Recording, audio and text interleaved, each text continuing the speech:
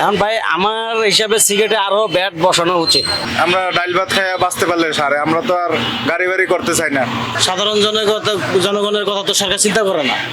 সিগারেটের দাম বাড়াবে, এখন দেশি পণ্য যেগুলো এগুলো তো দাম বাড়াবে না, সরকার তো বলছে, এতটুকুই জানি। হ্যাঁ, দেশেই প্রথম বেশি বড় বাজেট হচ্ছে। বিগত সরকারে এইরকম বাজেট ছিল না, আর এবার যে বাজেট দিচ্ছে এর মধ্যে আপনার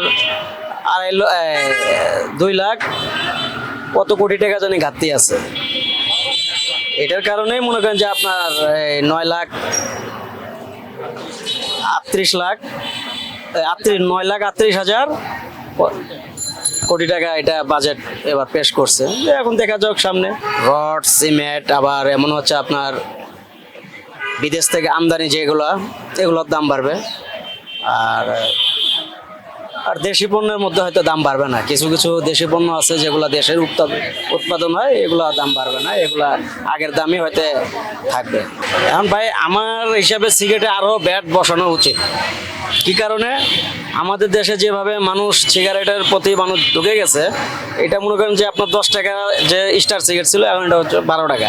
এটা মনে করেন 12 টাকার জায়গায় যদি 20 টাকা হইতো আমরা অনেক খুশি হইতাম। আমি নিজেও সিগারেট খাই, 20 টাকা হলে তো আর আমি খাইতাম না। 10 টাকা আছে আমি খাচ্ছি, আমি 12 টাকা হচ্ছে আমি খাবো না।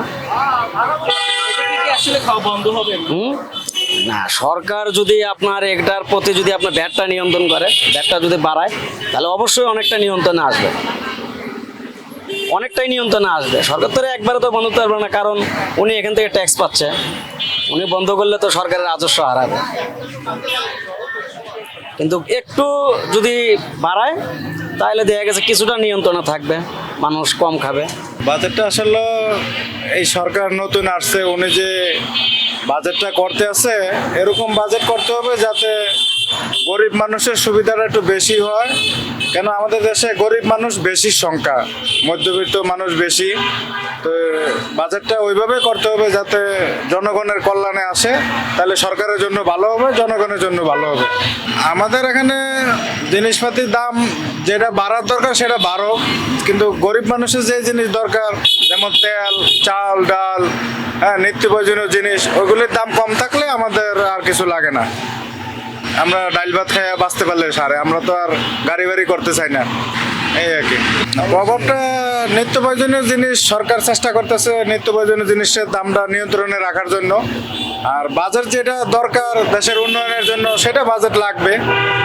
নিত্য প্রয়োজনীয় জিনিস বাজার মনিটরিং ওইটা নিয়ন্ত্রণে রাখতে হবে সরকার। যে বাজেটটা বাড়ানো হয়েছে, চাউলের দাম বৃদ্ধি হবে, এই যে গাড়ির তেলের দাম আসলে 20 টাকা করলো 40 টাকা, এখন বর্তমানে করছে 5 লিটার 145 টাকা। এটা কি জনগণের উপর পড়বে না? আপনার তেলের দাম, সয়াবিন তেলের দাম বাড়াইছে, পেঁয়াজের দাম বাড়ছে, এগুলো কি জনগণের উপর প্রভাব পড়বে? সব কিছু জনগণের উপর প্রভাব পড়বে। জনগণ স্বস্তির পাবে, কেন আমাদের দেশের যে পরিস্থিতি, সেই পরিস্থিতিতে তো জনগণের কি দিয়ে স্বস্তি পাবে? আপনি এখানে বলতেছেন আপনার নিরাপত্তা আছে, কারণ যদি আপনার দ্রব্যমূল্য সবকিছু বাড়ে তাহলে তো জনগণের স্বস্তি আসে না। আপনি যখন বাজারে যাবেন সেখানে যদি আপনি তো নিম্ন মধ্যবিত্ত, আমরা নিম্ন মধ্যবিত্ত যারা আছি তাদের চাল, ডাল, লবণ, মরিচ, পেঁয়াজ, রসুন এগুলোই তো প্রয়োজন। মাছ, গরু মাংস বাদে দিলেন, সেগুলো তো সবই বৃদ্ধি, তাহলে আমরা স্বস্তি পাবো কি? জনগণের জিনিস দাম বাড়বো, আরো মাথা প্রতি মানুষের আরো খরচ বাড়বো, মানুষের ইনকাম তো আর বাড়বো না, মানুষের খরচ দিন দিন বাড়তেই থাকবে। সরকার বাজেট বাড়াইবো আর জনগণের খরচ বাড়বো।